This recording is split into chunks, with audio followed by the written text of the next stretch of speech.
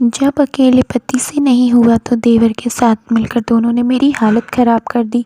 मैं जिस हालत में बिस्तर से उठी और देवर को सामने खड़ा पाया तो होश उड़ गए। मेरे पति और देवर ने मिलकर मेरे साथ एक घिनौना काम किया जिससे मेरी हालत ख़राब हो गई। कोई पति दूसरे मर्द से इतना गंदा काम कैसे करवा सकता है अपनी ही पत्नी के साथ। अक्सर लोगों को शादी के बाद 1 या 2 साल में बच्चा हो जाता है, लेकिन मेरी शादी को 5 साल हो गया, मुझे अभी तक बच्चे की खुशी नहीं मिली थी।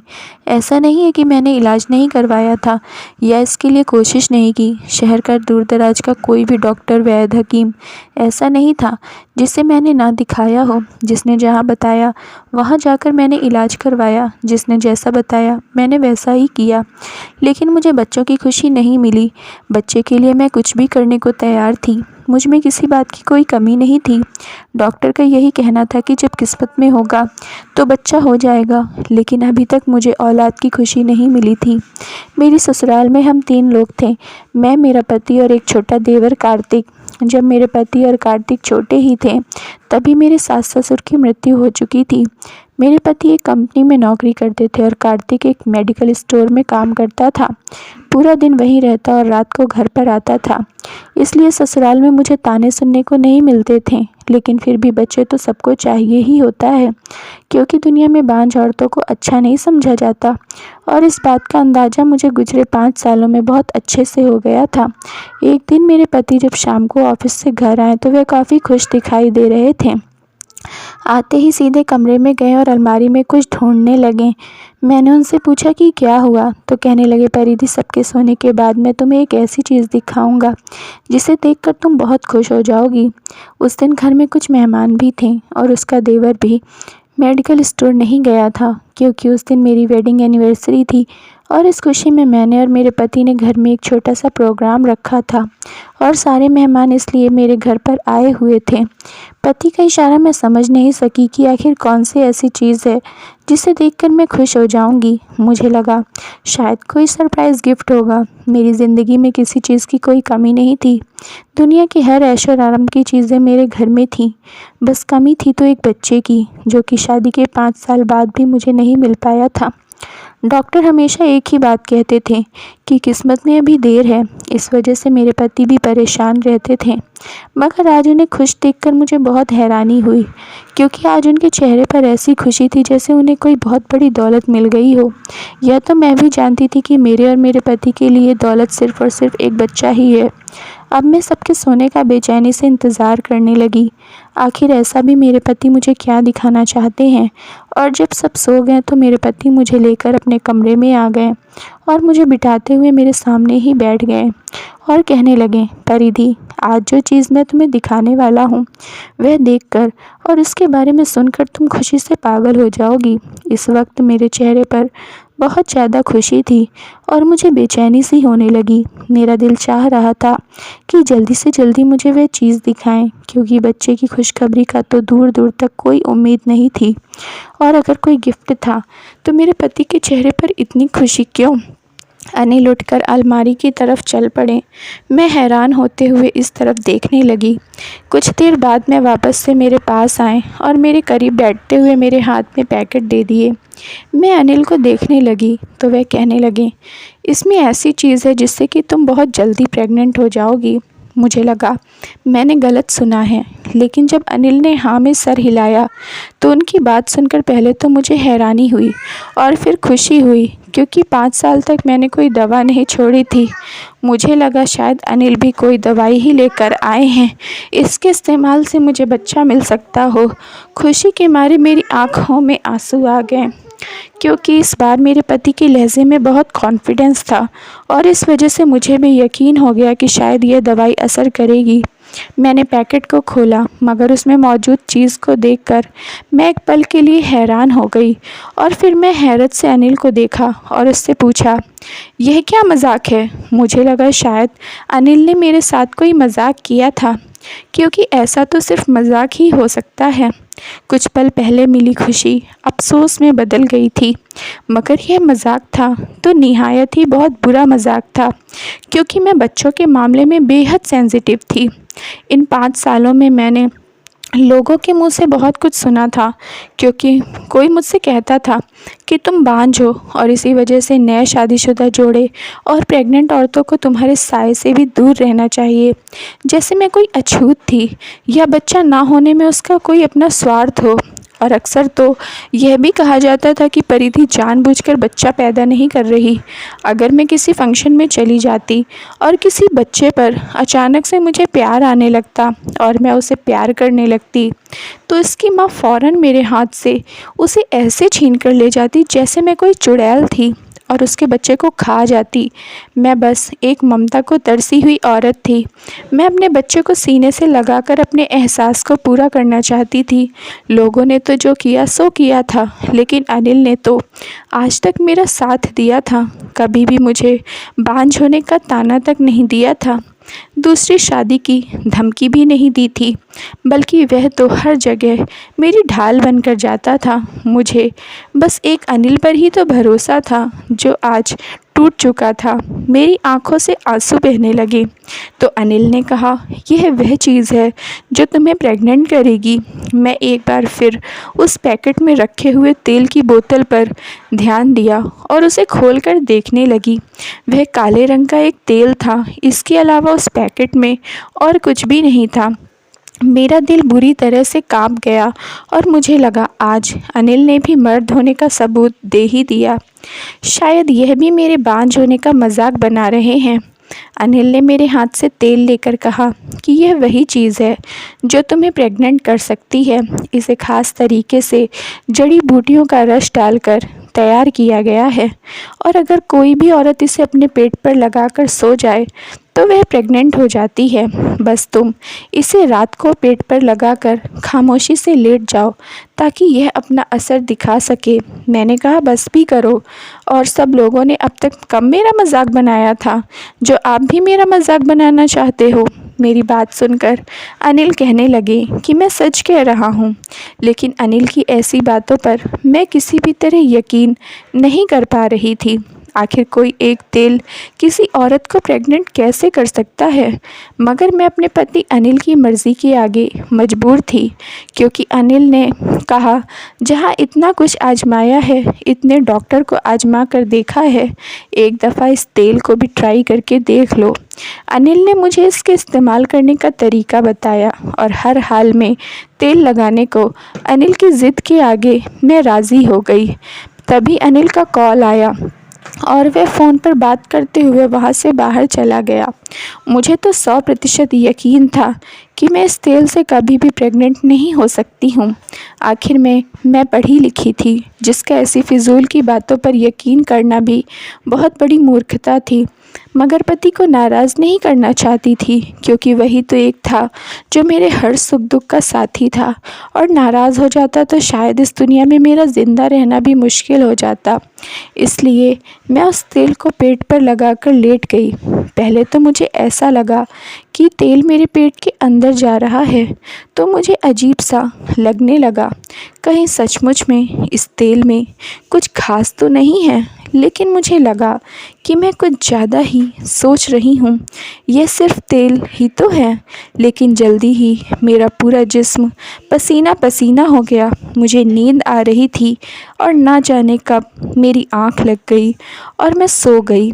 सुबह जब आँख खुली तो अनिल मौजूद नहीं था। मेरे सर में अजीब सा दर्द हो रहा था, पूरा शरीर कांप रहा था। जब मैं सामने देखा तो सामने सोफे के पास मेरा 20 साल का देवर था, तेल में हाथ पकड़कर खड़ा था। मुझे जागता हुआ देखकर उसके चेहरे पर शिकन छा गई। फिर वह बोला, भाभी मैं आपको जगा आया था, भाई तो कब के ऑफिस जा चुके हैं, बाकी घर में जो मेहमान हैं वह भी उठ चुके हैं और सब लोग आपका इंतज़ार कर रहे हैं। वह घबराया हुआ लग रहा था कि इससे पहले मेरा देवर कभी भी ऐसे मेरे कमरे में नहीं आया था। कार्तिक दोबारा कहने लगा, सब लोग आपका इंतज़ार कर रहे हैं। यह कहकर वह तेज कदमों से बाहर चला गया। सोकर उठने के बाद मुझे एक अजीब सी बेचैनी पकड़ ली थी। किसी काम में दिल नहीं लग रहा था, बस हर वक्त सर भारी भारी रहता। एक दिन ही गुजरे थे कि मेरी तबीयत ख़राब होने लगी, तो मैं डॉक्टर के पास गई। डॉक्टर ने मुझे एडमिट कर लिया और रात को मुझे नींद की दवाई दी गई, जिससे मैं सारी रात सोती रही।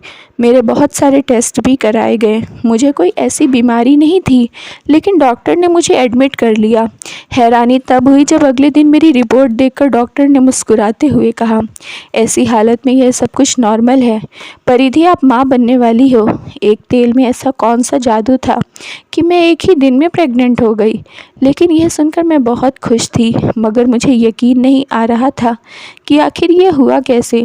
शायद यह कोई ख्वाब है, क्योंकि जिस खबर को सुनने का मैं इंतज़ार पिछले 5 साल से कर रही थी, वह खुशी मुझे ऐसे मिलेगी, यह तो मुझे मालूम ही नहीं था। और इससे भी ज़्यादा हैरान करने वाली बात तो यह थी कि इन दिनों मेरे पति ने मुझे छुआ तक नहीं था।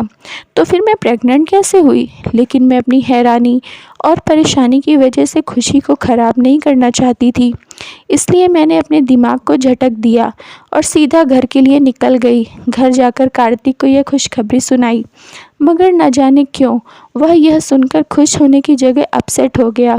उसके चेहरे पर अजीब सी नाराज़गी आ गई, जिसे मैंने बहुत अच्छे से नोटिस किया। मुझे यह देखकर अजीब लगा। मैंने सोचा कि आज तक वह घर में सबसे छोटा था और उसको बहुत अहमियत दी जाती थी। एक नए बच्चे के आने की खबर, शायद इसलिए खुशी की खबर नहीं थी। वह सोच रहा होगा शायद उसकी अहमियत कम हो जाएगी। दिन यूं ही गुजरते रहे। इन दिनों अनिल मेरा बहुत ख्याल रखते थे और वह सब कुछ भूलकर इस खुशी को दिल से महसूस कर रहे थे। धीरे धीरे मुझे कहीं से अफवाह सुनने को मिली, जिसे जानकर मैं थोड़ी हैरान हुई कि तेल से सिर्फ मैं नहीं बल्कि अब तक 100 औरतें प्रेग्नेंट हो चुकी हैं, जिनमें से एक मैं भी थी। मेरे इलाके में एक मेडिकल स्टोर बहुत मशहूर हो चुका था, जहां से ऐसा तेल मिला करता था जिससे औरतें फ़ौरन प्रेग्नेंट हो जाया करती थीं। इत्तेफाक से मेरा देवर इसी स्टोर में काम करता था जहां पर तेल बिकता था। मेरे मोहल्ले में किसी भी बांझ औरत को तेल चाहिए होता तो मेरा देवर ही उन्हें लाकर देता था। एक रोज़ मेरा दिल चाहा कि मैं कार्तिक से पूछूंगी, आखिर वह लोग ऐसा क्या जादू करते हैं इस तेल पर जो औरतें फ़ौरन प्रेग्नेंट हो जाती हैं। लेकिन जब से मैं प्रेग्नेंट हुई थी, मेरा देवर मुझसे बात करना भी पसंद नहीं करता था, और फिर था तो वह छोटा ही। उससे ऐसी बातें करते हुए मुझे शर्म भी आ रही थी। मुझे प्रेग्नेंट हुए 6 महीने हो गए थे। अचानक एक ऐसा हादसा पेश हुआ जिसने मेरी रातों की नींद तक छीन ली। एक शाम जब मैं चाय बना रही थी कि मेरे पति हैरान परेशान घर आया और अपने भाई को छुपाने लगा। वह घबराते हुए कार्तिक को अलमारी में छुपा रहा था और साथ ही साथ कह रहा था कि कुछ भी हो जाए तुम बाहर मत आना। मैं अनिल से पूछ रही थी क्या हुआ, मगर वह कुछ नहीं बता रहे थे। तभी अचानक पुलिस मेरे घर आई और मेरे पति अनिल को पकड़कर अपने साथ ले गई। मैं इसकी वजह पूछती रही, उनके आगे हाथ जोड़ती रही, मगर किसी को मुझ पर रहम नहीं आया। मेरे पति ने अपने आप को छुड़ाने की कोई कोशिश नहीं की। पुलिस चली गई तो मैंने रोते हुए देवर को बाहर निकाला। मुझे उस पर शक हो रहा था, न जाने उसने क्या किया था जिसकी वजह से अनिल ने अपने आप को पुलिस के हवाले कर दिया। मैंने रोते हुए देवर को थप्पड़ मारा, कहा कि आखिर तुमने ऐसा क्या किया है कि तुम्हारी वजह से मेरे मासूम पति अनिल को पुलिस ले गई। अभी तुम्हारी उम्र क्या है? इतनी सी उम्र में तुमने पुलिस को अपने पीछे लगा लिया। कुछ शर्म लिहाज है कि नहीं, या फिर सब बेचकर खा गए? कार्तिक ने मुझे खा जाने वाली नज़रों से देखा और फिर मुझे बोला, जाकर अपने पति से ही पूछ लो कि मैंने क्या किया है, या फिर सब कुछ उन्होंने ही किया है। मैं तुम्हारे किसी सवाल का जवाब नहीं दे सकता और मेरे मुंह मत लगो। अपने काम से काम रखो। उसका लहजा इतना ऐसा कभी नहीं था, मानो वह मुझे मार ही डालेगा। इससे पहले उसने कभी भी मुझसे इस तरह से बात नहीं की थी। न जाने कौन सा गलत काम करने में लग गया था, जिस वजह से उसका लहजा और तमीज़ सारी खत्म हो गई थी। मुझ पर तो क़यामत टूट पड़ी थी। हर हाल में मैं अपने पति को वापस लाना चाहती थी। अगले दिन जो खबर मुझे सुनने को मिली, उसे सुनकर तो मैं सांस लेना ही भूल गई। उस मेडिकल स्टोर पर जहाँ पर तेल मिलता था, वहाँ काम करने वाले लोगों को पुलिस गिरफ्तार कर रही थी क्योंकि वह दुकानदार तेल में बेहोशी की दवा मिलाता था। इस तेल को पेट पर लगाने से औरत बेहोश हो जाया करती थी। फिर उसके साथ न जाने ऐसा क्या होता था कि वह कुछ ही दिनों में प्रेग्नेंट हो जाती थी। मेरा दिमाग सोच सोच कर फटने लगा था। कुछ अपने देवर पर शक हो रहा था क्योंकि उस मेडिकल स्टोर में कार्तिक काम करता था, जिसे मैं मासूम बच्चा समझ रही थी, वह उन औरतों के साथ। इससे आगे सोचकर ही मेरी रूह कांप गई। मैं ज़मीन पर बैठकर रोने लगी थी। तो फिर पुलिस अनिल को क्यों लेकर गई थी? मुझे कुछ समझ में नहीं आ रहा था कि किस तरह अपने पति को बेगुनाह साबित करूं। अभी दरवाज़ा खुला और देवर घर के अंदर आया। उसके हाथ में एक बैग था जिसको वह छुपाने की कोशिश करता हुआ तेज तेज भागते हुए अपने कमरे की तरफ जा रहा था। मैं समझ गई कि ज़रूर इसमें उसके खिलाफ़ कुछ ऐसा मौजूद होगा जो अगर मैं हासिल कर ली तो अपने पति को बेगुनाह साबित कर दूंगी। मैं उसके कमरे की खिड़की की तरफ आ गई। थोड़ी सी खिड़की खोलकर देखा तो मेरा देवर वह बैग अलमारी में छुपा रहा था। उसने अलमारी बंद कर दिया और उसे लॉक करके चाबी एक बॉक्स में रख दी। अब जैसे ही रात हुई, मेरा देवर गहरी नींद में सो गया। मैं चुपके से उसके कमरे में आ गई और वह बैग उसकी अलमारी से निकाला और उसके कमरे से बाहर आ गई। मैं अपने कमरे में आकर दरवाज़ा बंद कर दिया और जब वह बैग खोला तो मेरे कदमों के नीचे से ज़मीन निकल गई। मुझे समझ ही नहीं आ रहा था कि मैं क्या करूं। उस बैग में बहुत सारी टेस्ट ट्यूब रखी थी।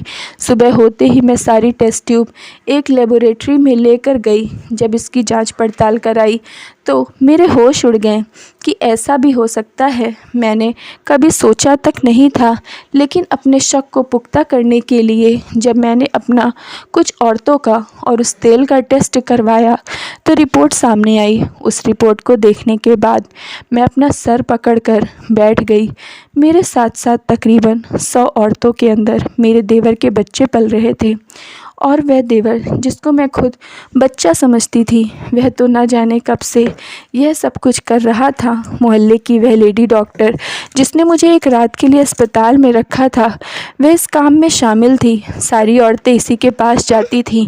उस मेडिकल स्टोर में तेल के साथ साथ उस डॉक्टर का कार्ड भी दिया जाता था और यह सब उसके देवर ने पुलिस को बताया, क्योंकि मैंने वह तमाम सबूत पुलिस के हवाले कर दिया ताकि मैं अपने पति को बेगुनाह साबित कर सकूं। पर मुझे अफसोस उस वक्त हुआ जब मुझे पता चला कि मेरा पति भी इस काम में मिला हुआ था। जब उस डॉक्टर को गिरफ्तार किया गया तो पता चला कि यह सब रायता इसी का फैलाया हुआ है। वह कोई डॉक्टर नहीं है बल्कि एक साइंटिस्ट है और उसने ही उस पर पहले एक्सपेरिमेंट किया और कामयाबी के बाद ही उसने यह प्लान बनाया था, क्योंकि बांझ औरतें ही वह तेल लाखों का खरीदती थीं और उनकी मजबूरी का यह सब लोग फ़ायदा उठाते थे और आमदनी आधी आधी कर ली जाती थी। इनका तरीका यह था कि औरतों को तेल से बेहोश किया जाता था और ऐसी दवाई इन्हें सुंघाई जाती जिससे उन्हें चक्कर आते, उनकी तबीयत ख़राब होने लगती। ऐसी तमाम दवाई उस तेल में मिली होती थी और जब वह लेडी डॉक्टर के पास जाती तो वह एक रात में अस्पताल में एडमिट करके टेस्ट ट्यूब बेबी का काम करती और अगली सुबह ही रिपोर्ट में वह दिखा देती कि औरतें प्रेग्नेंट हो चुकी हैं। बिल्कुल बच्चों को तरसी हुई औरतें इस तेल को करामाती तेल समझ बैठी थीं और ख़ुद को बर्बाद कर लिया था। मुझे खुद पर बहुत गुस्सा आ रहा था कि पढ़ी लिखी होने के बावजूद भी मैं कैसे इन सब झांसे में आ गई थी। लेकिन सच कहते हैं, बच्चों की चाह में कई बार औरतें गलत चीज़ों में फंस जाती हैं। उन पर बच्चों का प्रेशर ना बनाएं। अगर बच्चे आपकी किस्मत में होंगे तो आपको ज़रूर मिल जाएंगे। अगर कोई दिक्कत है तो सही तरीके से इलाज करवाएं। अगर इलाज के बाद भी बच्चे नहीं हो पा रहे हैं तो इस दुनिया में ऐसे बहुत से बच्चे हैं जिनके माँ बाप नहीं हैं। उन्हें अपनाकर उनकी ज़िंदगी को बेहतर बना सकते हैं। Thank you friends. अगर आप लोगों को स्टोरी पसंद आई हो तो प्लीज़ लाइक कर दीजिए और चैनल को सब्सक्राइब कर लीजिए।